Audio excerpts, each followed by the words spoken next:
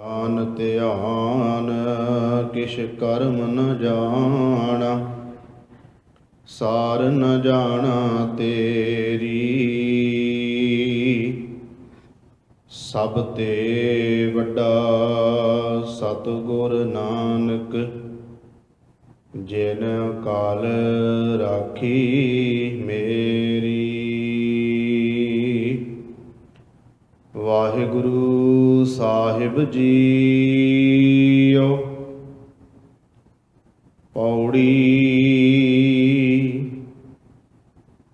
ਪੂਰਾ ਸਤਿਗੁਰ ਸੇਵ, ਪੂਰਾ ਪਾਇਆ। ਪੂਰਾ ਕਰਮ ਧਿਆਏ ਪੂਰਾ, ਸ਼ਬਦ ਮਨ ਵਸਾਇਆ। ਪੂਰਾ ਸਤਿਗੁਰ ਸੇਵ, ਪੂਰਾ ਪਾਇਆ। ਪੂਰਾ ਕਰਮ ਧਿਆਏ ਪੂਰਾ, ਸ਼ਬਦ ਮਨ ਵਸਾਇਆ। ਪੂਰਾ ਗਿਆਨ ਧਿਆਨ, ਮੈਲ ਚੁਕਾਇਆ। ਹਰ ਸਰ ਤੀਰਥ ਜਾਣ, ਮਨੁਆ ਨਹਾਇਆ। ਸ਼ਬਦ ਮਾਰਾ ਮਨ ਮਾਰ, ਧਨ ਜਣੇਂਦੀ ਮਾਇਆ। ਦਰ ਸੱਚਾ ਸਚਿਆਰ, ਸੱਚਾ ਆਇਆ। ਪੁੱਛ ਨਾ ਸਕੈ ਕੋਇ, ਜਾਂ ਖਸਮੈ ਭਾਇਆ। ਨਾਨਕ ਸੱਚ ਸਲਾਹ, ਲਿਖਿਆ ਪਾਇਆ। ਪੁੱਛ ਨਾ ਸਕੈ ਕੋਇ, ਜਾਂ ਖਸਮੈ ਭਾਇਆ। ਨਾਨਕ ਸੱਚ ਸਲਾਹ, ਲਿਖਿਆ ਪਾਇਆ। ਵਾਹਿਗੁਰੂ ਜੀ ਕਾ ਖਾਲਸਾ, ਵਾਹਿਗੁਰੂ ਜੀ ਕੀ ਫਤਿਹ। ਜੁਗੋ ਜੁਗ ਅਟਲ ਧੰਨ ਧੰਨ ਸਤਿਗੁਰੂ ਗੁਰੂ ਗ੍ਰੰਥ ਸਾਹਿਬ ਸੱਚੇ ਪਾਤਸ਼ਾਹ ਜੀ ਦੀ ਪਾਵਨ ਪਵਿੱਤਰ ਗੋਦ ਵਿੱਚ ਸੁਭਾਏਮਾਨ ਗੁਰੂ ਸਵਾਰੇ ਸਤਸੰਗੀ ਜਨੋ, ਧੰਨ ਸਤਿਗੁਰੂ ਗੁਰੂ ਗ੍ਰੰਥ ਸਾਹਿਬ ਮਹਾਰਾਜ ਜੀ ਦੀ ਰਹਿਮਤ ਬਖਸ਼ਿਸ਼ ਹੋਈ ਹੈ, ਜੋ ਸ਼ਾਮ ਦੇ ਸਜੇ ਹੋਏ ਸੁੰਦਰ ਦੀਵਾਨਾਂ ਦੇ ਵਿੱਚ ਆਪ ਜੀਆਂ ਨੇ ਹਾਜ਼ਰੀਆਂ ਭਰੀਆਂ ਹਨ। ਸਤਿਗੁਰੂ ਜੀ ਦੀ ਪਾਵਨ ਪਵਿੱਤਰ ਬਾਣੀ ਸੁਖਮਨੀ ਸਾਹਿਬ ਦੇ ਪਾਠ ਅਤੇ ਸੋਦਾ ਰਹਿਰਾਸ ਸਾਹਿਬ ਜੀ ਦੇ ਪਾਠ ਸਰਵਣ ਕੀਤੇ। ਉਪਰੰਤ ਗੁਰਬਾਣੀ ਕੀਰਤਨ ਆਪ ਜੀਆਂ ਨੇ ਸਰਵਣ ਕੀਤਾ ਹੈ। ਭਾਈ ਅਸ਼ੋਕ ਸਿੰਘ ਜੀ ਗੰਗਾ ਨਗਰ ਵਾਲੇ, ਉਹਨਾਂ ਦੇ ਰਾਗੀ ਜਥੇ ਪਾਸੋਂ।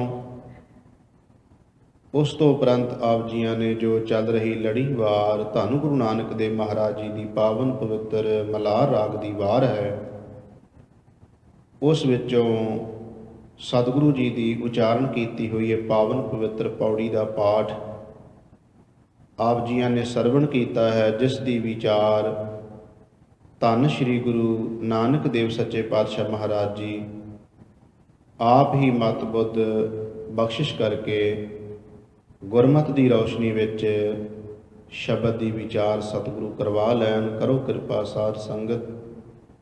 ਸਤਿਗੁਰੂ ਧੰਨ ਗੁਰੂ ਗ੍ਰੰਥ ਸਾਹਿਬ ਮਹਾਰਾਜ ਜੀ ਤੋਂ ਮਨ ਦੇ ਟਿਕਾਓ ਲਈ ਸਤਿਗੁਰੂ ਜੀ ਦੇ ਚਰਨਾਂ 'ਚੋਂ ਅਸੀਸ ਪ੍ਰਾਪਤ ਕਰੀਏ। ਪਿਆਰ ਸਹਿਤ ਉਚਾਰਨ ਕਰੋ ਜੀ। ਸਤਨਾਮ ਸ਼੍ਰੀ ਵਾਹਿਗੁਰੂ ਜੀ। ਸਤਨਾਮ ਸ਼੍ਰੀ ਵਾਹਿਗੁਰੂ ਗੁਰੂ ਜੀ।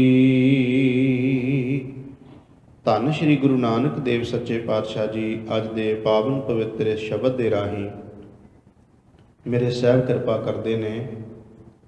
ਜਿਨ੍ਹਾਂ ਨੂੰ ਪੂਰਾ ਸਤਿਗੁਰੂ ਮਿਲਦਾ ਹੈ ਉਹੀ ਪਰਿਪੂਰਨ ਪਰਮਾਤਮਾ ਵਾਹਿਗੁਰੂ ਤੱਕ ਪਹੁੰਚਦੇ ਹਨ, ਤੇ ਪੂਰੇ ਦੀ ਬਖਸ਼ਿਸ਼ ਹੋਵੇ ਤਾਂ ਹੀ ਪੂਰਾ ਧਿਆਇਆ ਜਾਂਦਾ ਹੈ।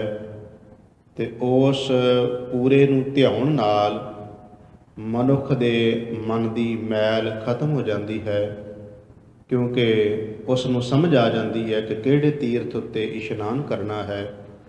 ਸਾਹਿਬ ਕਹਿੰਦੇ ਐਸਾ ਜਿਹੜਾ ਜੀਵ ਹੈ ਪੂਰੇ ਨਾਲ ਜੁੜਿਆ ਹੋਇਆ, ਜਿਹਨੇ ਸ਼ਬਦ ਰਾਹੀਂ ਆਪਣੇ ਮਨ ਨੂੰ ਵਿਕਾਰਾਂ ਵਾਲੇ ਬੰਨਿਓ ਮਾਰ ਲਿਆ ਹੋਇਆ ਹੈ, ਉਸ ਦੀ ਮਾਂ ਵੀ ਧਨਤਾ ਦੇ ਯੋਗ ਹੈ। ਸਾਹਿਬ ਕਹਿੰਦੇ ਐਸਾ ਜਿਹੜਾ ਮਨੁੱਖ ਹੈ ਉਹ ਸਚਿਆਰ ਬਣ ਜਾਂਦਾ ਪੂਰੇ ਨਾਲ ਜੁੜ ਕੇ, ਤੇ ਪ੍ਰਭੂ ਦੇ ਦਰ ਉੱਤੇ ਉਹ ਪ੍ਰਵਾਨ ਹੋ ਜਾਂਦਾ ਹੈ। ਤੇ ਸਾਹਿਬ ਕਹਿੰਦੇ ਉਹਨੂੰ ਫਿਰ ਕੋਈ ਜੀਵ ਇੱਥੇ ਵੀ ਲੋਕ ਵਿੱਚ ਵੀ ਕਹਿ ਲਓ ਕਿ ਉਸ ਦੀ ਵਡਿਆਈ ਹੈ, ਸਤਿਗੁਰੂ ਕਹਿੰਦੇ ਉਹਦੇ ਵੱਲੇ ਫਿਰ ਕੋਈ ਉਂਗਲ ਨਹੀਂ ਚੁੱਕਦਾ, ਉਹਦੇ ਵੱਲੇ ਫਿਰ ਕੋਈ ਇਸ ਲੋਕ ਵਿੱਚ ਵੀ ਤੇ ਪਰਲੋਕ ਵਿੱਚ ਵੀ ਉਹਦੇ ਜੀਵਨ ਦੇ ਉੱਤੇ ਕੋਈ ਉਹਦੇ ਵੱਲੇ ਵੇਖ ਕੇ ਇਹ ਨਹੀਂ ਕਹਿ ਸਕਦਾ ਕਿ ਤੂੰ ਆਹ ਕੀ ਕੀਤਾ ਹੈ। ਉਹਨੂੰ ਇੱਥੇ ਵੀ ਵਡਿਆਈ, ਪ੍ਰਭੂ ਦੇ ਦਰਬਾਰ ਵਿੱਚ ਵੀ ਵਡਿਆਈ ਮਿਲਦੀ ਹੈ। ਅੱਜ ਦੇ ਸ਼ਬਦ ਦੇ ਵਿੱਚ ਧੰਨ ਗੁਰੂ ਨਾਨਕ ਦੇਵ ਜੀ ਨੇ ਇਹ ਕਿਰਪਾ ਕੀਤੀ ਹੈ। ਜਦੋਂ ਅਸੀਂ ਗੁਰੂ ਗ੍ਰੰਥ ਸਾਹਿਬ ਮਹਾਰਾਜ ਜੀ ਦੀ ਪਾਵਨ ਪਵਿੱਤਰ ਬਾਣੀ ਨੂੰ ਪੜ੍ਹਦੇ ਹਾਂ ਤਾਂ ਸਾਹਿਬ ਜੀ ਨੇ ਪਾਵਨ ਪਵਿੱਤਰ ਬਾਣੀ ਵਿੱਚ ਗੁਰੂ ਨੂੰ ਪੂਰਾ ਕਿਹਾ ਹੈ, ਪ੍ਰਭੂ ਨੂੰ ਪੂਰਾ ਕਿਹਾ ਹੈ। ਸੰਸਾਰ ਦੇ ਅੰਦਰ ਕੋਈ ਵੀ ਅਧੂਰੀ ਚੀਜ਼ ਮਨੁੱਖ ਪ੍ਰਵਾਨ ਨਹੀਂ ਕਰਦਾ, ਤੇ ਨਾ ਹੀ ਅਧੂਰੀ ਚੀਜ਼ ਚੰਗੀ ਲੱਗਦੀ ਹੈ। ਤੁਸੀਂ ਦੇਖੋ ਕੋਈ ਬਿਲਡਿੰਗ ਬਣਦੀ ਹੋਵੇ ਤੇ ਉਹ ਬਿਲਡਿੰਗ ਬਣਦਿਆਂ ਅੱਧ ਵਿੱਚ ਹੀ ਉਹਨੂੰ ਛੱਡ ਦਿੱਤਾ ਜਾਏ, ਤੇ ਕੀ ਉਹ ਬਿਲਡਿੰਗ ਆਉਂਦੇ ਜਾਂਦੇ ਰਾਹੀ ਨੂੰ ਉਹ ਪ੍ਰਭਾਵਿਤ ਕਰੇਗੀ? ਹਰ ਬੰਦਾ ਹੀ ਉਹਦੇ ਵੱਲੇ ਵੇਖੇਗਾ ਵੀ ਇਹ ਅਧੂਰੀ ਕਿਉਂ ਰਹਿ ਗਈ, ਕੀ ਕਾਰਨ ਬਣਿਆ, ਇਹ ਬਿਲਡਿੰਗ ਪੂਰੀ ਕਿਉਂ ਨਹੀਂ ਹੋਈ, ਅਧੂਰੀ ਕਿਉਂ ਰਹਿ ਗਈ ਹੈ। ਅਧੂਰੀ ਬਿਲਡਿੰਗ ਬੰਦੇ ਨੂੰ ਚੰਗੀ ਨਹੀਂ ਲੱਗਦੀ।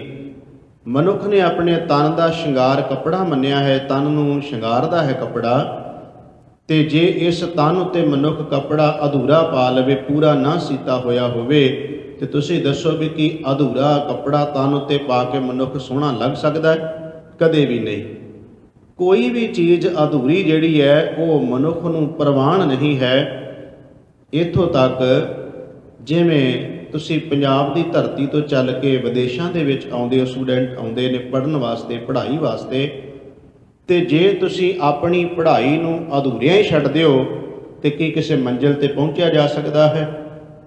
ਪੜ੍ਹਾਈ ਨੂੰ ਪੂਰਿਆਂ ਕਰਕੇ ਹੀ ਕਿਸੇ ਮੰਜ਼ਿਲ ਤੇ ਪਹੁੰਚਿਆ ਜਾ ਸਕਦਾ ਹੈ।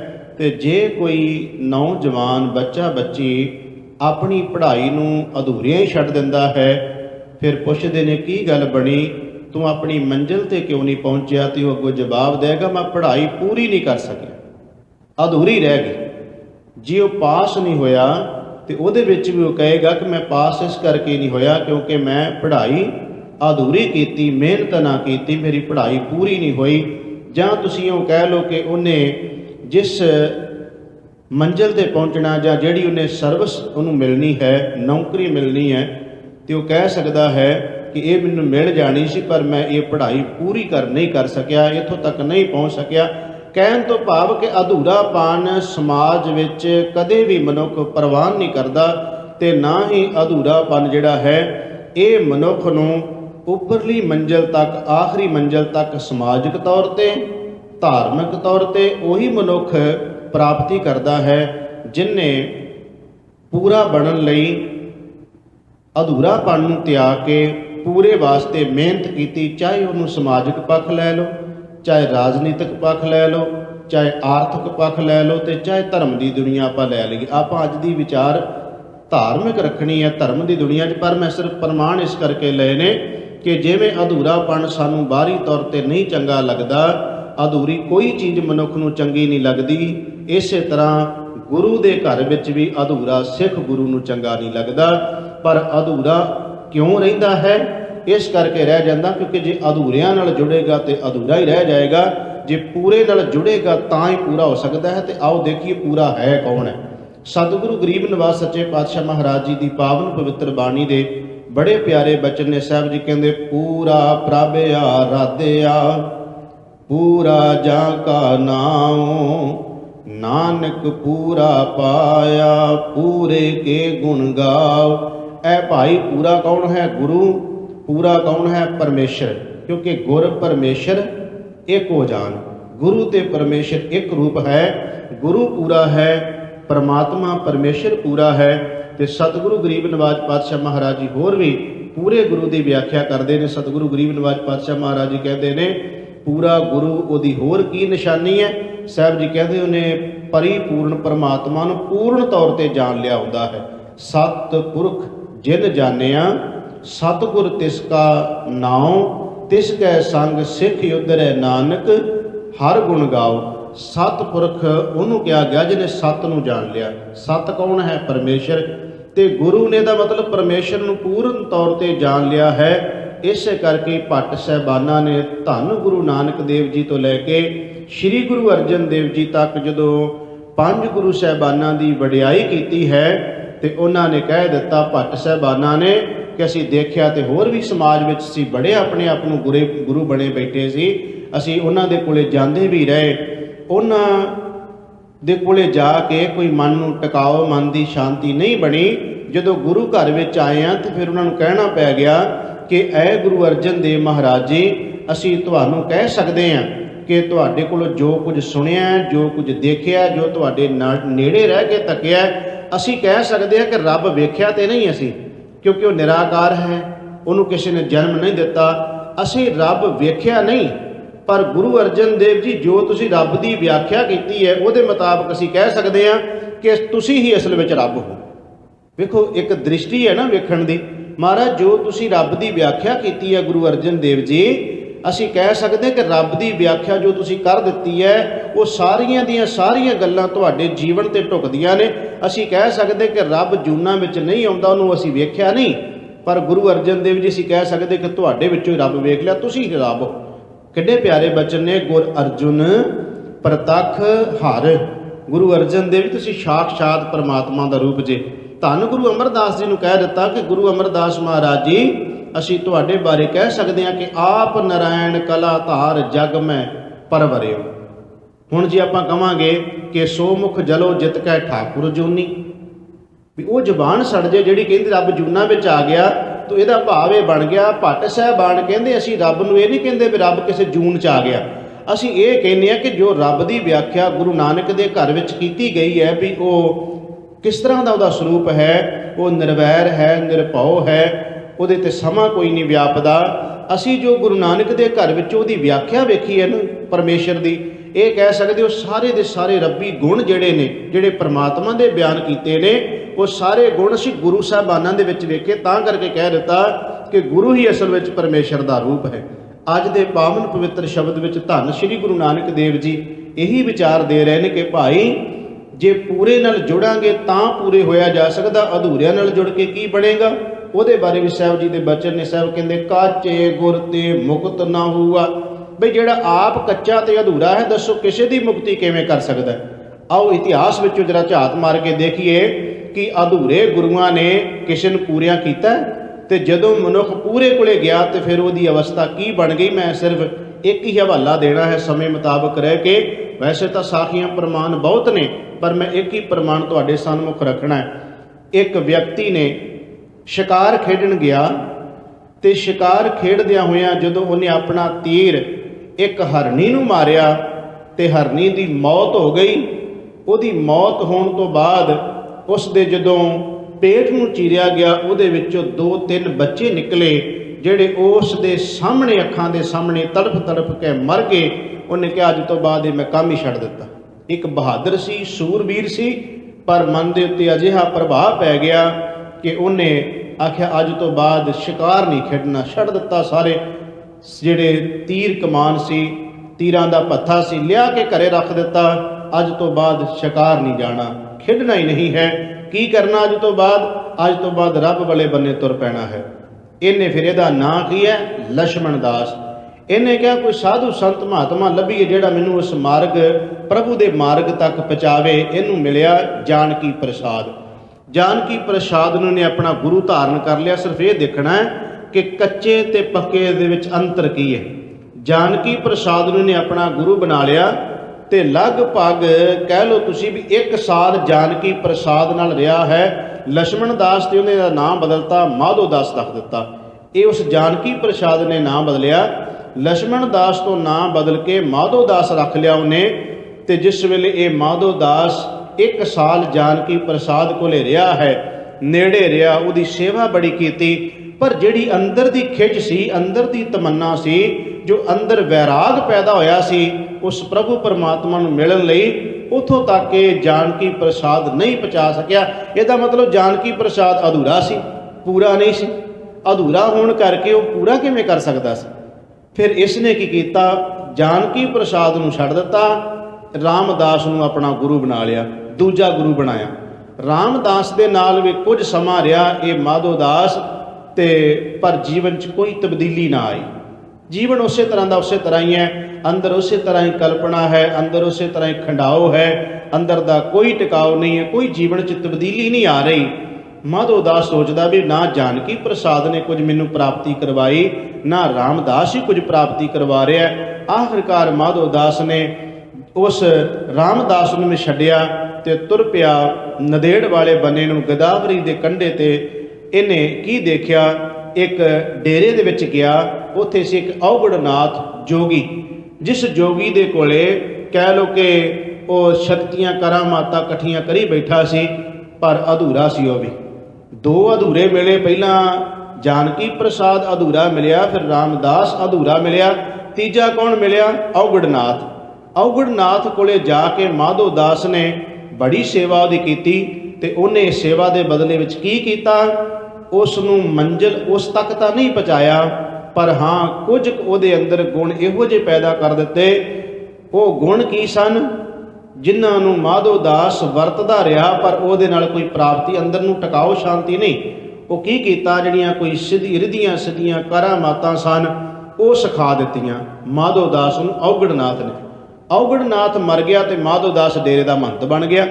ਹੁਣ ਡੇਰੇ ਦਾ ਮਹੰਤ ਬਣ ਕੇ ਇਹ ਵੀ ਔਗੜਨਾਥ ਵਾਲੇ ਕੰਮ ਕਰਨ ਲੱਗ ਪਿਆ। ਜਿਹੜੇ ਉਹ ਕਰਦਾ ਸੀ ਉਹੀ ਕੰਮ ਇਹਨੇ ਕਰਤੇ, ਉਹਦੇ ਨਾਲ ਥੋੜ੍ਹੇ ਜਿਹੇ ਵੱਧ ਅੱਗੇ ਕਰ ਦਿੱਤੇ ਇਹਨੇ, ਕਿਉਂਕਿ ਗੁਰੂ ਜਿਨ੍ਹਾਂ ਦੇ ਚੱਪਣ ਨੱਚਣੇ ਚੇਲੇ ਜਾਣ ਛੜਾਪੋ ਤੇ ਅੱਗੇ ਹੀ ਵੱਧ ਜਾਂਦੇ ਨਾ, ਫਿਰ ਗੁਰੂਆਂ ਤੋਂ ਚੇਲੇ ਅੱਗੇ ਚਲੇ ਜਾਂਦੇ ਆ। ਇਹਨੇ ਕੀ ਕੀਤਾ, ਇਸ ਨੇ ਔਗੜਨਾਥ ਤੋਂ ਵੀ ਅੱਗੇ ਵੱਧ ਗਿਆ। ਇਹਨੇ ਇੱਕ ਉੱਥੇ ਪਲੰਗ ਤਿਆਰ ਕੀਤਾ। ਪਲੰਗ ਦੇ ਉੱਤੇ ਜਿਹੜਾ ਕੋਈ ਆਉਣਾ ਇਸ ਡੇਰੇ ਦੇ ਅੰਦਰ ਸੰਤ ਮਹਾਤਮਾ, ਉਹਨੂੰ ਬਿਠਾਉਣਾ, ਆਪਣੀਆਂ ਰਿਧੀਆਂ ਸਿੱਧੀਆਂ ਸ਼ਕਤੀਆਂ ਨਾਲ ਪਲੰਗ ਨੂੰ ਪਲਟਾਉਣਾ ਤੇ ਖਿੜਖਿੜਾ ਕੇ ਹੱਸ ਪੈਣਾ। ਇੰਨੀ ਕੁ ਖੇਡ ਸੀ, ਬੱਚਿਆਂ ਦੀ ਖੇਡ ਖੇਡਦਾ ਸੀ ਮਾਧੋ ਦਾਸ। ਇਹ ਬੱਚਿਆਂ ਦੀਆਂ ਖੇਡਾਂ ਗੁਰੂ ਘਰ 'ਚ ਮੰਨੀਆਂ ਗਈਆਂ ਨੇ, ਕਿਉਂਕਿ ਰਿੱਧ ਸਿੱਧ ਸਭ ਮੋਹ ਹੈ, ਨਾਮ ਨ ਵਸੇ ਮਨ ਆਏ। ਰਿੱਧ ਸਿੱਧ ਅਵਰਾ ਸਾਧ, ਇਹ ਤਾਂ ਕੇਵਲ ਇੱਕ ਸਵਾਦ ਹੀ ਹੈ, ਇਹ ਤੋਂ ਵੱਧ ਕੁਝ ਨਹੀਂ ਮੰਨਿਆ ਗਿਆ ਗੁਰੂ ਘਰਾਂ ਵਿੱਚ। ਅਸੀਂ ਇਹਨੂੰ ਬੜੀ ਵੱਡੀ ਗੱਲ ਮੰਨ ਲੈਂਦੇ ਹਾਂ ਵੀ ਫਲਾਣੇ ਬਾਬੇ ਨੇ ਸਾਡੇ ਦਿਲ ਦੀ ਗੱਲ ਬੁੱਝ ਲਈ, ਤੇ ਕਿੱਡੀ ਕੁ ਵੱਡੀ ਗੱਲ ਹੈ। ਦਿਲ ਦੀ ਗੱਲ ਬੁੱਝਣੀ ਕੋਈ ਬਹੁਤੀ ਵੱਡੀ ਗੱਲ ਨਹੀਂ ਹੈ, ਵੀ ਪਤਾ ਨਹੀਂ ਕਿੱਡੀ ਕੁ ਵੱਡੀ ਇਹ ਪ੍ਰਾਪਤੀ ਹੈ। ਜੋ ਕੁਝ ਤੁਹਾਡੇ ਅੰਦਰ ਵਾਪਰਦਾ ਉਹੀ ਕੁਝ ਦੂਜੇ ਦੇ ਅੰਦਰ ਵਾਪਰਦਾ। ਜੋ ਕੁਝ ਤੁਸੀਂ ਆਪਣੇ ਅੰਦਰ ਦੇਖਦੇ ਹੋ ਇਹੀ ਕੁਝ ਦੂਸਰੇ ਦੇ ਅੰਦਰ ਦੇਖ ਕੇ ਦੱਸੀ ਜਾਂਦੇ। ਗੱਲ ਤਾਂ ਸਿਰਫ ਇੰਨੀ ਹੈ, ਇਹ ਤੋਂ ਵੱਧ ਹੋਰ ਕੁਝ ਨਹੀਂ ਹੈ। ਸੋ ਇਸ ਤਰ੍ਹਾਂ ਦੀਆਂ ਨਿੱਕੀਆਂ ਨਿੱਕੀਆਂ ਗੱਲਾਂ ਨੂੰ ਅਸੀਂ ਬਹੁਤ ਵੱਡੀਆਂ ਸਮਝ ਲੈਂਦੇ ਹਾਂ। ਇਸ ਮਾਧੋ ਦਾਸ ਨੇ ਕੀ ਕੀਤਾ ਕਿ ਉਸ ਪਲੰਗ ਉੱਤੇ ਕੋਈ ਸਾਧੂ ਸੰਤ ਮਹਾਤਮਾ ਆਉਣਾ, ਬਿਠਾਉਣਾ, ਆਪਣੀਆਂ ਕਰਾਮਾਤ ਸ਼ਕਤੀਆਂ ਨਾਲ ਪਲੰਗ ਪਲਟਾਉਣਾ ਤੇ ਹੱਸ ਪੈਣਾ। ਬੱਚਿਆਂ ਦੀ ਖੇਡ ਖੇਡਦਾ ਸੀ। 3 ਗੁਰੂ ਧਾਰਨ ਕੀਤੇ ਤੇ ਤਿੰਨੇ ਅਧੂਰੇ ਸੀ। ਮਾਧੋ ਦਾਸ ਨੂੰ ਮੰਜ਼ਿਲ ਤੇ ਨਹੀਂ ਪਹੁੰਚਾ ਸਕੇ, ਤੇ ਅੱਜ ਆਇਆ ਪੂਰਾ ਗੁਰੂ, ਸਮਰੱਥ ਗੁਰੂ ਅੱਜ ਆ ਗਿਆ। ਤੇ ਉਹ ਪਲੰਗੇ ਉੱਤੇ ਆ ਕੇ ਬੈਠ ਗਿਆ। ਸੀਸ ਤੇ ਕਲਗੀ ਲੱਗੀ ਹੈ, ਉਹਦੇ ਗਾਤਰੇ ਸ੍ਰੀ ਸਾਹਿਬ ਹੈ, ਉਹਦੇ ਮੋਢੇ ਤੇ ਤੀਰਾਂ ਦਾ ਭੱਥਾ ਹੈ, ਉਹਦੇ ਨਾਲ ਫੌਜ ਹੈ, ਅਕਾਲ ਪੁਰਖ ਦੀ ਫੌਜ ਹੈ ਉਹਦੇ ਨਾਲ। ਤੇ ਅੱਜ ਮਾਧੋ ਦਾਸ ਨੂੰ ਕਿਸੇ ਨੇ ਦੱਸਿਆ, ਮਾਧੋ ਦਾਸ ਤੇਰੇ ਡੇਰੇ ਤੇ ਪਹਿਲਾਂ ਵੀ ਬੜੇ ਸਾਧੂ ਸੰਤ ਮਹਾਤਮਾ ਆਏ ਨੇ, ਬਹਿੰਦੇ ਰਹੇ ਨੇ, ਪਰ ਅੱਜ ਵਾਲਾ ਜਿਹੜਾ ਆਇਆ ਸੀ ਪਹਿਲਾਂ ਕਦੀ ਨਹੀਂ ਵੇਖਿਆ। ਉਹਦੇ ਚਿਹਰੇ ਦਾ ਜਲਾਲ, ਉਹਦੇ ਨਾਲ ਉਹਦੇ ਸਿੰਘ ਵੀ ਉਸੇ ਤਰ੍ਹਾਂ ਦੇ ਹੀ ਨੇ, ਸੀਸ ਤੇ ਕਲਗੀ ਹੈ। ਅੱਜ ਆ ਕੇ ਦੇਖ ਤੇਰੇ ਡੇਰੇ ਦੇ ਵਿੱਚ ਕੋਈ ਰੱਬੀ ਤੇ ਇਲਾਹੀ ਨੂਰ ਆਇਆ ਲੱਗਦਾ ਹੈ। ਚੱਲ ਚੱਲੀਏ ਡੇਰੇ 'ਚ। ਮਾਧੋ ਦਾਸ ਥੋੜ੍ਹਾ ਜਿਹਾ ਡੇਰੇ ਤੋਂ ਬਾਹਰ ਗਿਆ, ਆਇਆ ਉਹਨੇ ਆ ਕੇ ਦੇਖਿਆ ਵੀ ਕਮਾਲ ਹੋ ਗਈ ਹੈ, ਅੱਗੇ ਤਾਂ ਮੇਰੇ ਕੋਲੇ ਸਾਧੂ ਸੰਤ ਮਹਾਤਮਾ ਆਏ ਬੜੇ, ਪਰ ਇਹੋ ਜਿਹਾ ਮੇਰੇ ਡੇਰੇ 'ਚ ਸੱਚਮੁੱਚ ਕੋਈ ਨਹੀਂ ਹੈ, ਪਹਿਲੀ ਵਾਰੀ ਆਇਆ। ਤੇ ਮਾਧੋ ਦਾਸ ਨੇ ਕੀ ਕੀਤਾ, ਅਧੂਰਾਪਣ ਸੀ ਨਾ ਅਜੇ ਅੰਦਰ, ਇਸ ਕਰਕੇ ਅਧੂਰੇਪਣ ਦਾ ਹੋਣ ਕਰਕੇ ਮਾਧੋ ਦਾਸ ਅਜੇ ਵੀ ਸੋਚਦਾ ਵੀ ਸ਼ਾਇਦ ਕਿਤੇ ਕੋਈ ਇਹ ਵੀ ਅਧੂਰਾ ਹੀ ਨਾ ਹੋਵੇ। ਮਾਧੋ ਦਾਸ ਨੇ ਆਪਣੀਆਂ ਪੂਰੀਆਂ ਕੋਸ਼ਿਸ਼ਾਂ ਕੀਤੀਆਂ, ਪਰ ਪੂਰੇ ਦੇ ਅੱਗੇ ਕੋਈ ਵਾਹ ਨਾ ਗਈ, ਪੂਰੇ ਅੱਗੇ ਕੋਈ ਪੇਸ਼ ਨਾ ਗਈ। ਆਖਰ ਧੰਨ ਗੁਰੂ ਗੋਬਿੰਦ ਸਿੰਘ ਮਹਾਰਾਜ ਜੀ ਦੇ ਚਰਨਾਂ ਦੇ ਉੱਤੇ ਮੱਥਾ ਟੇਕ ਦਿੱਤਾ ਤੇ ਪੁੱਛਦਾ, ਮਹਾਰਾਜ ਤੁਸੀਂ ਕੌਣ ਹੋ? ਧੰਨ ਗੁਰੂ ਗੋਬਿੰਦ ਸਿੰਘ ਮਹਾਰਾਜ ਜੀ ਕਹਿੰਦੇ, ਆਪਣੀ ਆਤਮਾ ਨੂੰ ਪੁੱਛ ਮੈਂ ਕੌਣ ਹਾਂ। ਦੱਸਿਆ ਨਹੀਂ ਹੈ, ਨਾ ਸਿੰਘਾਂ ਨੇ ਕਿਹਾ ਹੈ ਵੀ ਤੈਨੂੰ ਨਹੀਂ ਪਤਾ ਵੀ ਇਹ ਗੁਰੂ ਗੋਬਿੰਦ ਸਿੰਘ ਨੇ, ਕਿਸੇ ਨੇ ਨਹੀਂ ਬੋਲਿਆ ਕੋਈ। ਕਹਿੰਦੇ ਨੇ ਵਿਦਵਾਨ ਕਹਿੰਦੇ ਨੇ, ਗੁਰੂ ਸਾਹਿਬ ਨੇ ਕਿਹਾ ਆਪਣੀ ਆਤਮਾ ਨੂੰ ਪੁੱਛ ਮੈਂ ਕੌਣ ਹਾਂ। ਤੇ ਕਹਿੰਦੇ ਨੇ ਮਾਧੋ ਦਾਸ ਨੇ ਧੰਨ ਗੁਰੂ ਗੋਬਿੰਦ ਸਿੰਘ ਮਹਾਰਾਜ ਜੀ ਬਾਰੇ ਸੁਣਿਆ ਸੀ ਪਰ ਵੇਖਿਆ ਨਹੀਂ ਸੀ। ਤੇ ਜਦੋਂ ਇਉਂ ਕਹਿ ਲਓ ਕਿ ਧੰਨ ਗੁਰੂ ਗੋਬਿੰਦ ਸਿੰਘ ਮਹਾਰਾਜ ਜੀ ਦੇ ਚਰਨਾਂ ਤੇ ਸੀਸ ਰੱਖਿਆ ਤੇ ਪੂਰੇ ਗੁਰੂ ਨੇ ਸੂਝ ਬੂਝ ਦੇ ਦਿੱਤੀ, ਸਮਝ ਦੇ ਦਿੱਤੀ। ਮਾਧੋ ਦਾਸ ਬੋਲਿਆ, ਕਹਿੰਦਾ ਮਹਾਰਾਜ ਤੁਸੀਂ ਕਿਤੇ ਗੁਰੂ ਗੋਬਿੰਦ ਸਿੰਘ ਤਾਂ ਨਹੀਂ? ਮਹਾਰਾਜ ਕਹਿੰਦੇ ਠੀਕ ਪਹਿਚਾਣ ਕੀਤੀ ਤੂੰ। ਮਹਾਰਾਜ ਕਿਵੇਂ? ਧੰਨ ਗੁਰੂ ਗੋਬਿੰਦ ਸਿੰਘ ਸੱਚੇ ਪਾਤਸ਼ਾਹ ਕਹਿੰਦੇ, ਮਾਧੋ ਦਾਸ ਇਹ ਜਿਹੜੀਆਂ ਬੱਚਿਆਂ ਦੀਆਂ ਖੇਡਾਂ ਤੂੰ ਖੇਡਦਾ ਹੈ ਨਾ, ਧੰਨ ਗੁਰੂ ਗੋਬਿੰਦ ਸਿੰਘ ਮਹਾਰਾਜ ਕਹਿੰਦੇ ਮੈਂ ਤੈਨੂੰ ਇਹ ਬੱਚਿਆਂ ਦੀਆਂ ਖੇਡਾਂ ਤੋਂ ਹਟਾਉਣ ਵਾਸਤੇ ਆਇਆ। ਮਾਧੋ ਦਾਸ ਕਹਿਣ ਲੱਗਾ, ਮਹਾਰਾਜ ਸੱਚਮੁੱਚ ਹੀ ਕਹਿ ਲਓ ਤੇ ਬੱਚਿਆਂ ਵਾਲੀ ਖੇਡ ਹੀ ਆ। ਮੈਂ ਤੁਰਿਆ ਸੀ ਜਦੋਂ ਹਰਣੀ ਦੇ ਸ਼ਿਕਾਰ ਤੋਂ ਬਾਅਦ ਉਹਦੇ ਬੱਚੇ ਮੇਰੀਆਂ ਅੱਖਾਂ ਦੇ ਸਾਹਮਣੇ ਤੜਪ ਤੜਪ ਕੇ ਮਰ ਗਏ। ਉਦੋਂ ਬਾਅਦ ਅੰਦਰ ਕੁਝ ਤਮੰਨਾ ਸੀ, ਅੰਦਰ ਵੈਰਾਗ ਪੈਦਾ ਹੋ ਗਿਆ, ਕੁਝ ਮਿਲਣ ਦੀ ਅੰਦਰ ਚਾਹ ਸੀ, ਪਰ ਉਹ ਅੱਜ ਤੱਕ ਵੀ ਅਧੂਰਾ ਪਾਣੀ ਬਣਿਆ ਹੈ। ਅੱਜ ਤੱਕ ਵੀ ਅੰਦਰ ਦੀ ਉਹ ਜਿਹੜੀ ਮੰਗ ਹੈ ਪੂਰੀ ਨਹੀਂ ਹੋਈ। ਧੰਨ ਗੁਰੂ ਗੋਬਿੰਦ ਸਿੰਘ ਕਹਿਣ ਲੱਗੇ ਅੱਜ ਹੋ ਜਾਏਗੀ ਪੂਰੀ। ਮਾਧੋ ਦਾਸ ਅਧੂਰਿਆਂ ਦੇ ਨਾਲ ਜੁੜਿਆ ਰਿਹਾ ਤੇ ਅਧੂਰਾ ਪਾਣੀ ਤੇਰਾ ਬਣਿਆ ਰਿਹਾ। ਅੱਜ ਤੇਰਾ ਅਧੂਰਾਪਣ ਖਤਮ ਕਰਨ ਵਾਸਤੇ ਆਏ ਹੈ। ਧੰਨ ਗੁਰੂ ਗੋਬਿੰਦ ਸਿੰਘ ਮਹਾਰਾਜ ਜੀ ਨੇ ਮਾਧੋ ਦਾਸ ਨੂੰ ਜਦੋਂ ਸਾਰੀ ਗੁਰੂ ਨਾਨਕ ਦੇ ਘਰ ਦੀ ਵਡਿਆਈ ਦੱਸੀ, ਗੁਰੂ ਅਰਜਨ ਸਾਹਿਬ ਦੀ ਸ਼ਹਾਦਤ ਸੁਣਾਈ, ਗੁਰੂ ਤੇਗ ਬਹਾਦਰ ਮਹਾਰਾਜ ਜੀ ਦੀ, ਤਿੰਨ ਗੁਰੂ ਕੇ ਸਿੱਖਾਂ ਦੀ, ਫਿਰ ਆਨੰਦਪੁਰ ਦੇ ਹਾਲਾਤ, ਫਿਰ ਚਮਕੌਰ ਦੀ ਗੜੀ, ਫਿਰ ਸਰਹੰਦ ਦੀ, ਇਹ ਸਾਰਾ ਕੁਝ ਗੁਰੂ ਗੋਬਿੰਦ ਸਿੰਘ ਮਹਾਰਾਜ ਨੇ ਜਦੋਂ ਸੁਣਾਇਆ ਤੇ ਕਹਿ ਲਓ ਜਿਹੜਾ ਬਹਾਦਰ ਸੂਰਬੀਰ ਸੀ ਤੇ ਬੈਰਾਗੀ ਹੋ ਗਿਆ ਸੀ, ਧੰਨ ਗੁਰੂ ਗੋਬਿੰਦ ਸਿੰਘ ਨੇ ਉਹੀ ਸੂਰਬੀਰਤਾ ਫਿਰ ਉਹਦੇ ਅੰਦਰ ਪੈਦਾ ਕਰ ਦਿੱਤੀ। ਹੁਣ ਪੂਰੇ ਗੁਰੂ ਦੀ ਨਿਸ਼ਾਨੀ ਦੇਖਿਓ ਵੀ ਪੂਰੇ ਗੁਰੂ ਦੇ ਵਿੱਚ ਕੀ ਤਾਕਤ ਤੇ ਕੀ ਕਲਾ ਹੁੰਦੀ ਹੈ।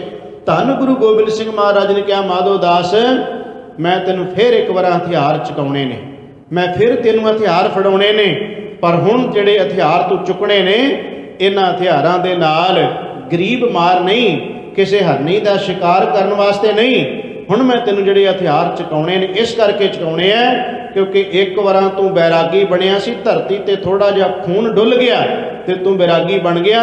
ਅੱਜ ਮੈਂ ਤੈਨੂੰ ਇਹ ਦੱਸਣਾ ਚਾਹੁੰਦਾ, ਉਦੋਂ ਵੀ ਨਿਰਦੋਸ਼ ਦਾ ਖੂਨ ਡੁੱਲਿਆ ਸੀ ਤੇ ਤੂੰ ਬੈਰਾਗੀ ਬਣ ਗਿਆ। ਅੱਜ ਵੀ ਇਸ ਧਰਤੀ ਉੱਤੇ ਨਿਰਦੋਸ਼ਾਂ ਦਾ ਖੂਨ ਡੁੱਲਿਆ ਹੈ ਤੇ ਮੈਂ ਉਹਨਾਂ ਦੇ ਜਿਨ੍ਹਾਂ ਨੇ ਖੂਨ ਡੋਲਿਆ ਹੈ, ਧੰਨ ਗੁਰੂ ਗੋਬਿੰਦ ਸਿੰਘ ਮਹਾਰਾਜ ਜੀ ਕਹਿੰਦੇ ਉਹਨਾਂ ਤੋਂ ਬਦਲਾ ਲੈ ਲਈ ਅੱਜ ਮੈਂ ਤੈਨੂੰ ਤੋਰਨ ਲੱਗਾ। ਬਦਲੇ ਤੋਂ ਭਾਵੇਂ ਕਿ ਜ਼ੁਲਮ ਰਾਜ ਦੀਆਂ ਜੜ੍ਹਾਂ ਪਟਣੀਆਂ ਨੇ, ਉਹਨਾਂ ਜ਼ਾਲਮਾਂ ਨੂੰ ਖਤਮ ਕਰਨਾ ਹੈ ਜਿਨ੍ਹਾਂ ਨੇ ਨਿਰਦੋਸ਼ਿਆਂ ਦਾ ਧਰਤੀ ਉੱਤੇ ਖੂਨ ਡੋਲਿਆ।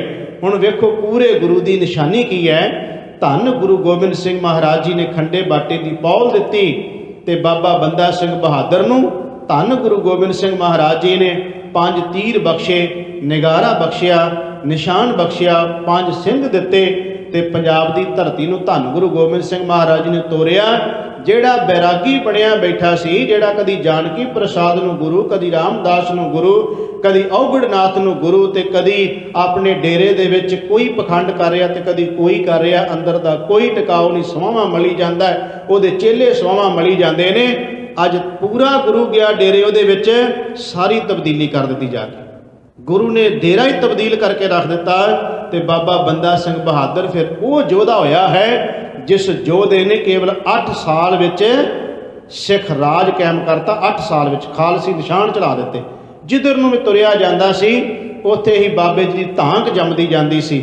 ਬਾਬਾ ਬੰਦਾ ਸਿੰਘ ਬਹਾਦਰ, ਕਿਉਂਕਿ ਮੈਂ ਉਹਨਾਂ ਦਾ ਸਾਰਾ ਜੀਵਨ ਨਹੀਂ ਪਰ ਕਰਨ ਦੇ ਮੁਤਾਬਕ ਸਿਰਫ ਮੈਂ ਤੁਹਾਡੇ ਨਾਲ ਇਹੀ ਵਿਚਾਰ ਕਰਨੀ ਸੀ ਵੀ ਪੂਰੇ ਤੇ ਅਧੂਰੇ ਵਿੱਚ ਕਿੰਨਾ ਕੁ ਫਰਕ ਹੈ। ਅਧੂਰੇ 3 ਗੁਰੂ ਮਿਲੇ ਤੇ ਉਸ ਮਾਧੋ ਦਾਸ ਨੂੰ ਨਹੀਂ ਬਦਲ ਸਕੇ, ਸਮਰੱਥ ਇੱਕੋ ਹੀ ਗੁਰੂ ਮਿਲਿਆ ਪੂਰਾ, ਤੇ ਕਿੰਨਾ ਕੁ ਜੀਵਨ ਤਬਦੀਲ ਕਰ ਦਿੱਤਾ। ਧੰਨ ਗੁਰੂ ਗੋਬਿੰਦ ਸਿੰਘ ਮਹਾਰਾਜ ਜੀ ਦੀ ਕਿਰਪਾ ਦੇ ਨਾਲ 8 ਸਾਲ ਵਿੱਚ ਜਿੱਥੇ ਬਾਬਾ ਬੰਦਾ ਸਿੰਘ ਬਹਾਦਰ ਨੇ ਖਾਲਸੇ ਨਿਸ਼ਾਨ ਚਲਾ ਦਿੱਤੇ, ਜ਼ੁਲਮ ਰਾਜ ਦੀਆਂ ਜੜ੍ਹਾਂ ਪੱਟ ਦਿੱਤੀਆਂ, ਜ਼ਾਲਮਾਂ ਨੂੰ ਖਤਮ ਕੀਤਾ, ਉੱਥੇ ਅੰਤ ਸਮਾਂ ਜਦੋਂ ਆਇਆ ਉਸ ਸੂਰਬੀਰ ਬਹਾਦਰ ਯੋਧੇ ਦਾ, ਉਹਦੀ ਸ਼ਹਾਦਤ ਵੀ ਮਹਾਨ ਹੈ।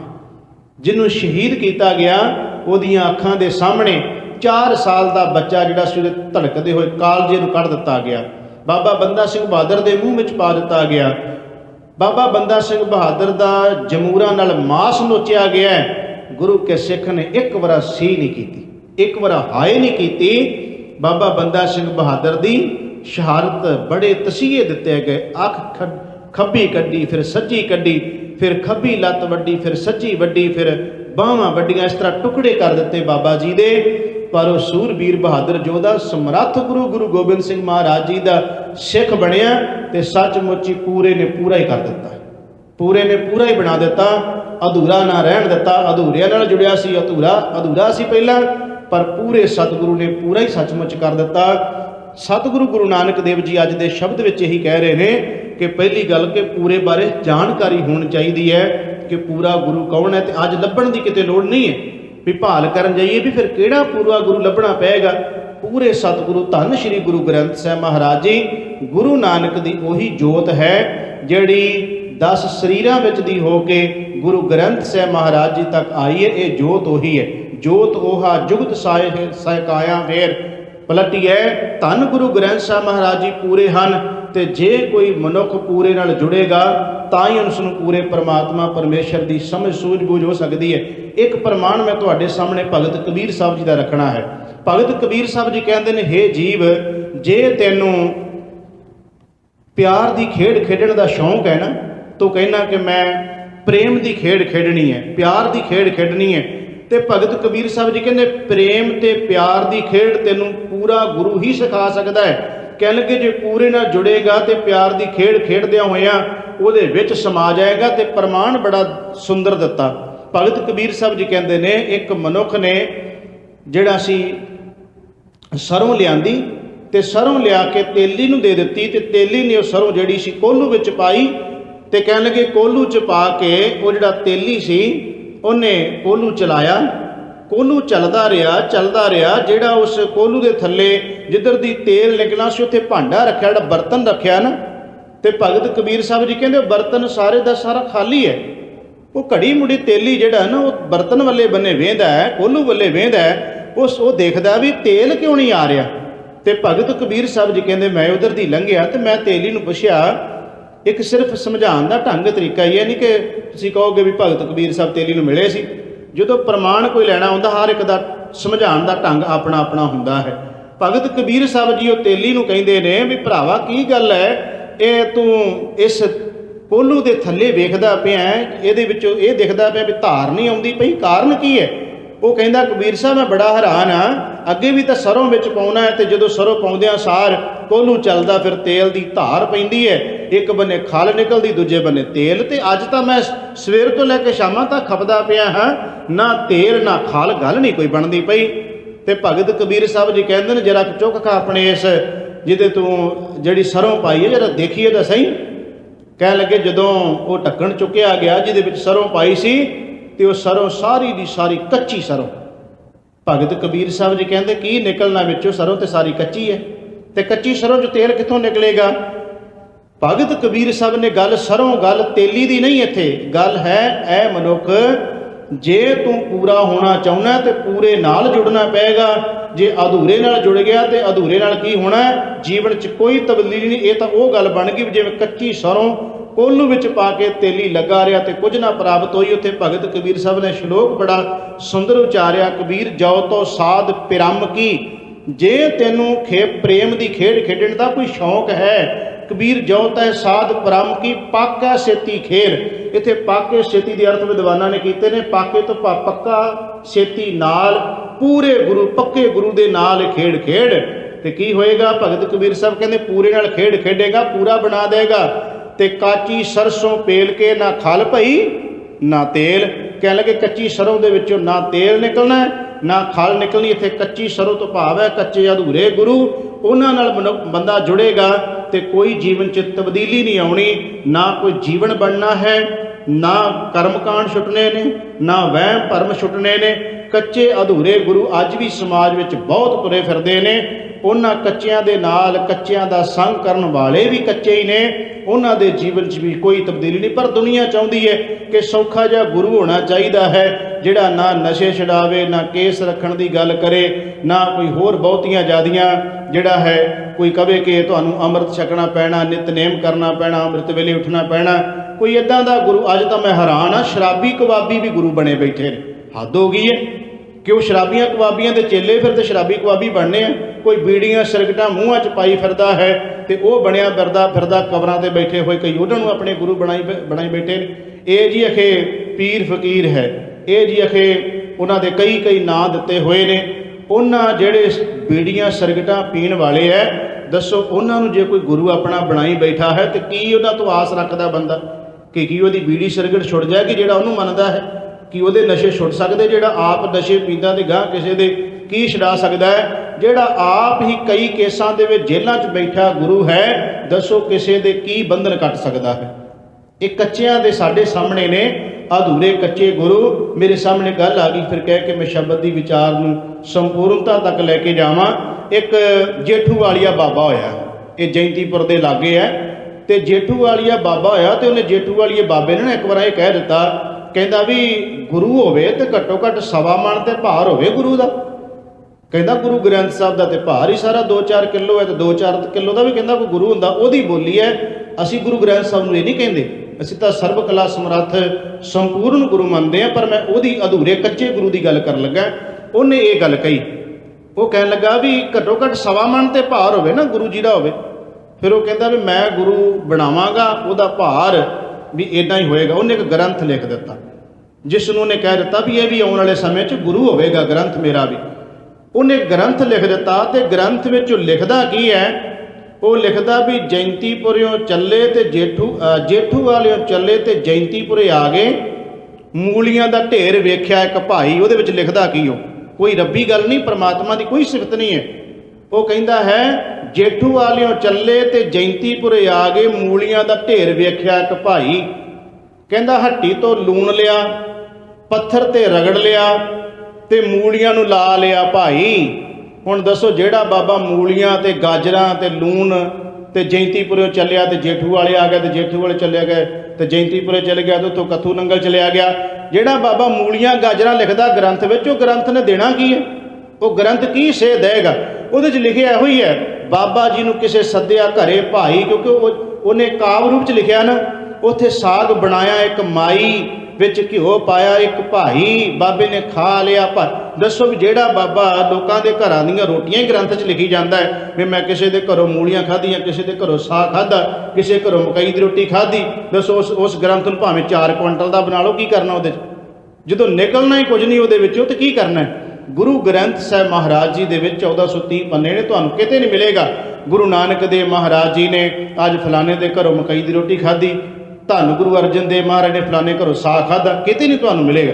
ਇੱਥੋਂ ਤੱਕ ਕਿ ਗੁਰੂ ਮਹਾਰਾਜ ਜੀ ਦੇ ਪਰਿਵਾਰਾਂ ਦਾ ਵੀ ਜੀਵਨ ਕੋਈ ਨਹੀਂ ਹੈ। ਇਹਦੇ ਵਿੱਚ ਤਾਂ ਰੱਬੀ ਬੋਲ ਨੇ, ਪਰਮੇਸ਼ਰ ਦੇ ਬੋਲ ਨੇ, ਪਰਮਾਤਮਾ ਦੇ ਬੋਲ ਨੇ। ਹਾਂ, ਕਿਤੇ ਕਿਤੇ ਇਹ ਹਵਾਲਾ ਜ਼ਰੂਰ ਮਿਲ ਜਾਂਦਾ ਹੈ ਕਿ ਜਿਨ੍ਹਾਂ ਨੇ ਸ਼ਬਦ ਦੀ ਕਮਾਈ ਕੀਤੀ ਹੈ, ਉਹਨਾਂ ਦੀ ਵਡਿਆਈ ਕਰਦਿਆਂ ਹੋਇਆਂ ਇੱਕ ਹੀ ਨਾਂ ਆਇਆ ਗੁਰੂ ਪਰਿਵਾਰਾਂ ਵਿੱਚੋਂ ਕਿ ਬਲਵੰਡ ਖੀਵੀ ਨੇਕ ਜਨ ਜਿਸ ਬਹੁਤੀ ਛਾਉ ਪਤਰਾਲੀ। ਵੀ ਮਾਤਾ ਖੀਵੀ ਦਾ ਜ਼ਰੂਰ ਜ਼ਿਕਰ ਆਇਆ ਵੀ ਉਹਨੇ ਬੜੀ ਹੀ ਸੇਵਾ ਲੰਗਰ ਦੀ ਕੀਤੀ। ਗੁਰੂ ਅੰਗਦ ਦੇਵ ਜੀ ਸ਼ਬਦ ਦਾ ਲੰਗਰ, ਤੇ ਮਾਤਾ ਖੀਵੀ ਜੀ ਜਿਹੜਾ ਸੀ ਉਹ ਪ੍ਰਸ਼ਾਦਿਆਂ ਦਾ ਲੰਗਰ ਚਲਾਉਂਦੇ ਰਹੇ। ਖੈਰ, ਜਿਹੜੀ ਬੇਨਤੀ ਕਰ ਰਿਹਾ, ਇਹੋ ਜਿਹੇ ਕੱਚੇ ਅਧੂਰੇ ਗੁਰੂ ਜਿੰਨੇ ਮਰਜ਼ੀ ਗ੍ਰੰਥ ਰਚੀ ਜਾਣ, ਜਿੰਨੀਆਂ ਮਰਜ਼ੀ ਕਿਤਾਬਾਂ ਲਿਖੀ ਜਾਣ, ਜਿਹੜੀਆਂ ਸਮਾਜ ਨੂੰ ਕੋਈ ਸੇਧ ਨਹੀਂ ਦੇ ਸਕਦੀਆਂ।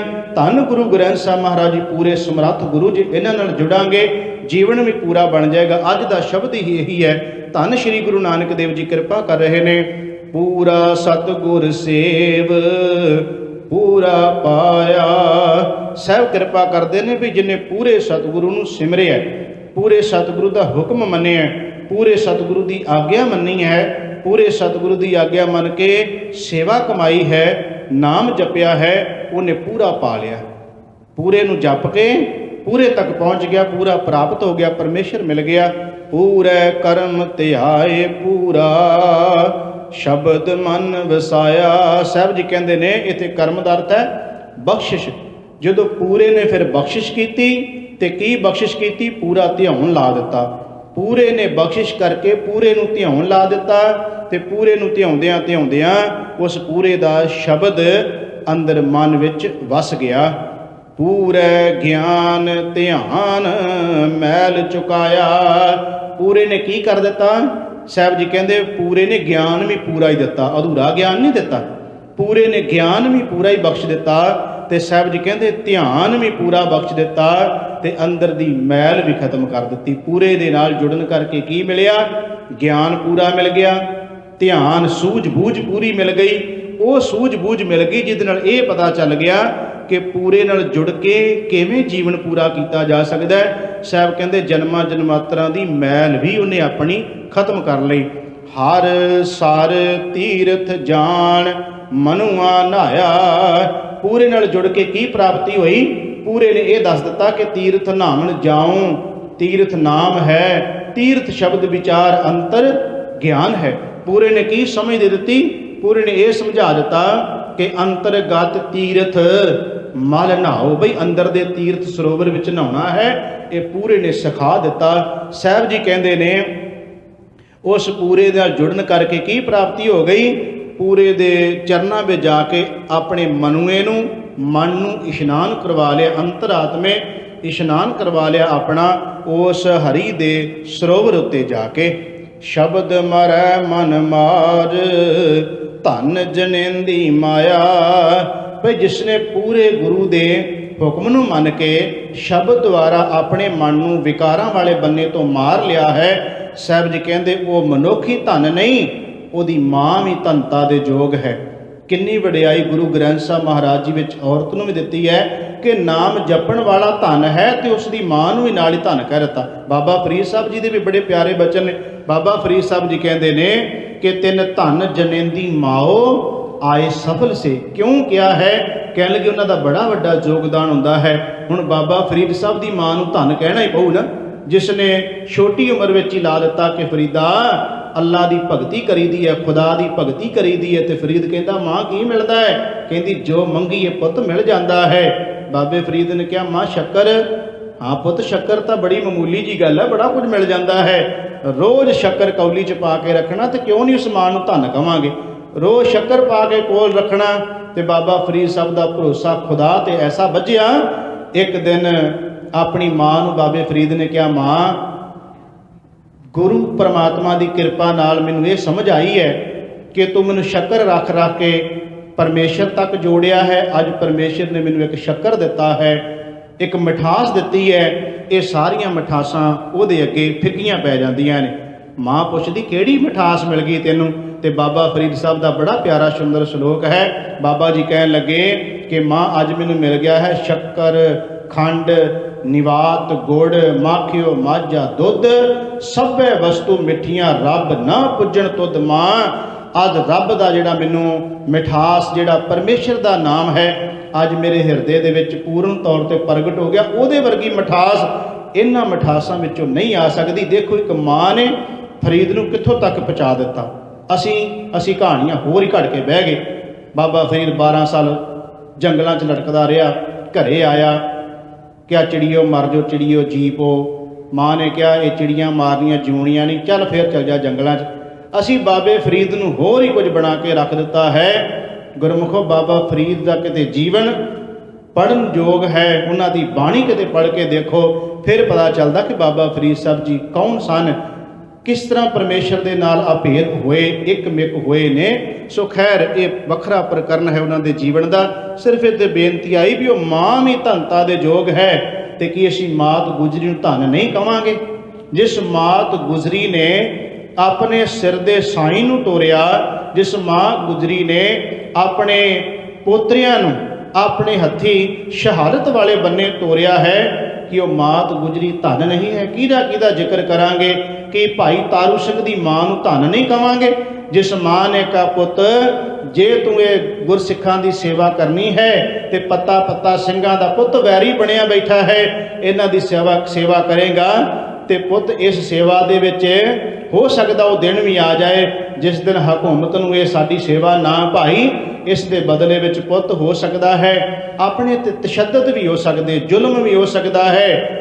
ਤੇ ਮੈਂ ਤੈਨੂੰ ਇਹ ਕਹਾਂਗੀ ਪੁੱਤ, ਇਹ ਕੰਮ ਚੰਗਾ ਹੈ ਜਿਹੜਾ ਤੂੰ ਸ਼ੁਰੂ ਕਰਨ ਲੱਗਾ ਗੁਰਸਿੱਖਾਂ ਦੀ ਸੇਵਾ ਵਾਲਾ, ਪਰ ਜੇ ਕਿਤੇ ਅਜਿਹਾ ਦਿਨ ਆ ਗਿਆ ਕਿ ਪੁੱਤਰਾ ਹਕੂਮਤ ਨੂੰ ਇਹ ਸਾਡੀ ਗੱਲ ਨਾ ਚੰਗੀ ਲੱਗੀ, ਨਾ ਭਾਈ, ਤੇ ਪੁੱਤ ਫਿਰ ਇੱਕ ਗੱਲ ਯਾਦ ਰੱਖੀ, ਜੇ ਹਕੂਮਤ ਦੇ ਕਬਜ਼ੇ ਵਿੱਚ ਆਪਾਂ ਆ ਗਏ, ਚਾਹੇ ਅਸੀਂ ਚਾਹੇ ਤੂੰ ਆ ਗਿਆ ਪੁੱਤ, ਫਿਰ ਇੱਕ ਕੰਮ ਕਰੀ ਕਿ ਮੇਰੇ ਦੁੱਧ ਨੂੰ ਲਾਜ ਨਾ ਲੱਗੇ। ਤੇ ਭਾਈ ਤਾਰੂ ਸਿੰਘ ਨੇ ਇਹੀ ਗੱਲ ਕਹੀ ਸੀ, ਮਾਂ ਜੇ ਕਿਤੇ ਉਹ ਦਿਨ ਵੀ ਆ ਗਿਆ, ਮੈਨੂੰ ਵੀ ਕਿਤੇ ਸ਼ਹਾਦਤ ਗੁਰੂ ਮਹਾਰਾਜ ਜੀ ਨੇ ਕਿਤੇ ਮੇਰੇ ਜੇ ਕਰਮਾਂ 'ਚ ਲਿਖੀ ਹੋਈ, ਜੇ ਕਿਤੇ ਮੈਨੂੰ ਵੀ ਸ਼ਹੀਦ ਹੋਣਾ ਪਿਆ, ਮੈਂ ਸ਼ਹੀਦ ਹੋਣਾ ਤੇ ਪ੍ਰਵਾਨ ਕਰ ਲਵਾਂਗਾ, ਪਰ ਮਾਂ ਮੈਂ ਤੇਰੇ ਦੁੱਧ ਨੂੰ ਦਾਗ ਨਹੀਂ ਲਾਵਾਂਗਾ, ਮੈਂ ਤੇਰੇ ਦੁੱਧ ਨੂੰ ਲਾਜ ਨਹੀਂ ਲਾਵਾਂਗਾ। ਸੱਚਮੁੱਚ ਹੀ ਉਹ ਮਾਵਾਂ ਧੰਨਤਾ ਦੇ ਯੋਗ ਨੇ। ਕਿਉਂ ਨਹੀਂ ਉਹਨਾਂ ਮਾਵਾਂ ਨੂੰ ਧੰਨ ਧੰਨ ਕਵਾਂਗੇ ਜਿਹੜੀਆਂ ਸਾਰਾ ਦਿਨ ਮੀਰ ਮੰਨੂ ਦੀ ਜੇਲ੍ਹ ਅੰਦਰ ਤਸ਼ੱਦਦ ਚੱਲਦੀਆਂ ਨੇ ਤੇ ਸ਼ਾਮ ਨੂੰ ਅਰਦਾਸ ਕਰਦੀਆਂ ਨੇ, ਕਲਗੀਆਂ ਵਾਲਿਆ 4 ਪਹਿਰ ਦਿਨ ਬੜੇ ਸੁੱਖ ਨਾਲ ਲੰਘਿਆ ਹੈ, 4 ਪਹਿਰ ਦੀ ਰਾਤ ਆਈ ਹੈ ਤੇ ਤੇਰੇ ਭਾਣੇ 'ਚ ਸੁੱਖ ਨਾਲ ਬਤੀਤ ਹੋਵੇ।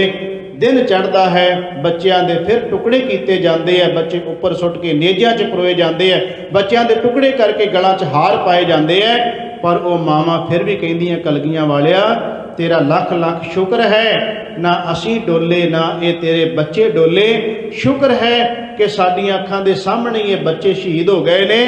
ਦਾਤਾ ਤੂੰ ਸਾਨੂੰ ਉਹ ਬਲ ਦਿੱਤਾ, ਭਰੋਸਾ ਦਿੱਤਾ, ਉਹ ਵਿਸ਼ਵਾਸ ਦਿੱਤਾ ਤੇ ਸਾਨੂੰ ਤੂੰ ਆਤਮਿਕ ਤੌਰ ਤੇ ਇੰਨਾ ਬਲਵਾਨ ਕਰ ਦਿੱਤਾ ਹੈ। ਇਹ ਤੇਰੀ ਕਿਰਪਾ ਦੇ ਨਾਲ ਹੀ ਏਡੇ ਏਡੇ ਤਸ਼ੱਦਦ ਅਸੀਂ ਜਿਹੜੇ ਹੈ ਸਹਾ ਰਹੇ ਹਾਂ, ਇਹ ਤੇਰੀ ਕਿਰਪਾ ਨਾਲ। ਉਹ ਮਾਵਾਂ ਨੂੰ ਅਸੀਂ ਧੰਨ ਕਿਉਂ ਨਹੀਂ ਕਵਾਂਗੇ? ਫਿਰ ਅਰਦਾਸ ਵਿੱਚ ਵੀ ਤਾਂ ਨਾਂ ਤਾਂਹੀਓ ਲੈਂਦੇ ਹਨ।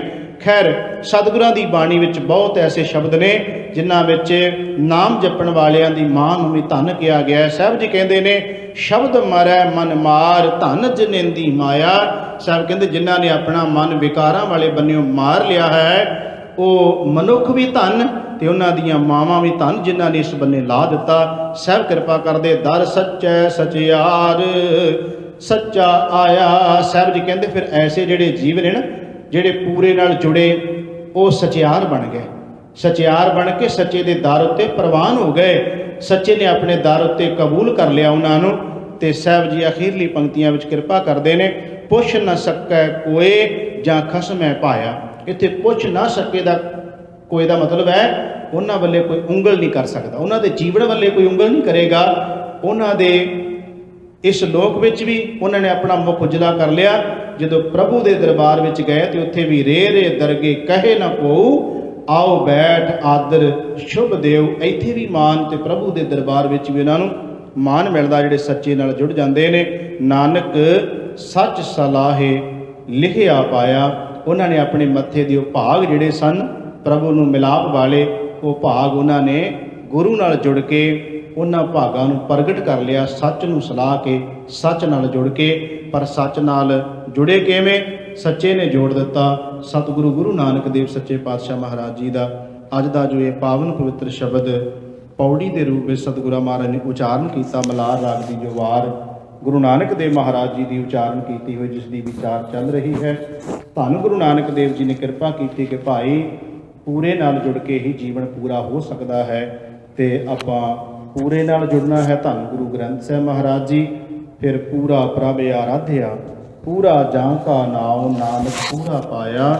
ਪੂਰੇ ਕੇ ਗੁਣ ਗਾਓ, ਪੂਰੇ ਦੇ ਹੀ ਗੁਣ ਗਾਵਾਂਗੇ ਤਾਂ ਹੀ ਜਿਹੜਾ ਜੀਵਨ ਹੈ ਇਹ ਪੂਰਨ ਹੋ ਸਕਦਾ ਹੈ। ਧੰਨ ਗੁਰੂ ਗ੍ਰੰਥ ਸਾਹਿਬ ਮਹਾਰਾਜ ਜੀ ਕਿਰਪਾ ਕਰਨ, ਗੁਰੂ ਤੇ ਭਰੋਸਾ ਵਿਸ਼ਵਾਸ ਬੱਝੇ। ਐਸੇ ਪੂਰੇ ਸਮਰੱਥ ਗੁਰੂ ਜੀ ਦੇ ਚਰਨਾਂ ਵਿੱਚ ਅਰਦਾਸ ਬੇਨਤੀ ਇਹੀ ਕਰੀਏ ਕਿ ਮਾਲਕ ਜੀ ਤੁਸੀਂ ਆਪਣੇ ਚਰਨਾਂ ਨਾਲ ਲਾ ਕੇ ਰੱਖਣਾ। ਕਦੇ ਵੀ ਸਿੱਖ ਗੁਰੂ ਗ੍ਰੰਥ ਸਾਹਿਬ ਮਹਾਰਾਜ ਜੀ ਦਾ ਦਰ ਛੱਡ ਕੇ ਇੱਧਰ ਉੱਧਰ ਭਟਕਣ ਦੀ ਕੋਈ ਲੋੜ ਨਹੀਂ ਹੈ, ਕਿਸੇ ਵੀ ਹੋਰ ਪੂਰੇ ਨੂੰ ਲੱਭਣ ਜਾਣ ਦੀ ਲੋੜ ਨਹੀਂ। ਪੂਰੇ ਸਤਿਗੁਰੂ ਗੁਰੂ ਗ੍ਰੰਥ ਸਾਹਿਬ ਮਹਾਰਾਜ ਜੀ ਇਹਨਾਂ ਦੇ ਚਰਨਾਂ ਨਾਲ ਜੁੜੇ ਰਹਾਂਗੇ। ਲੋਕ ਸੁਖੀਏ ਪਰਲੋਕ ਸੁਹੇਲੇ, ਨਾਨਕ ਹਰਿ ਪ੍ਰਭ ਆਪੇ ਮੇਲੇ। ਬੁੱਲ ਚੁੱਕਦੀ ਖਿਮਾ, ਪਿਆਰ ਸਹਿਤ ਫਤਿਹ ਬੁਲਾਓ ਜੀ। ਵਾਹਿਗੁਰੂ ਜੀ ਕਾ ਖਾਲਸਾ, ਵਾਹਿਗੁਰੂ ਜੀ ਕੀ ਫਤਿਹ।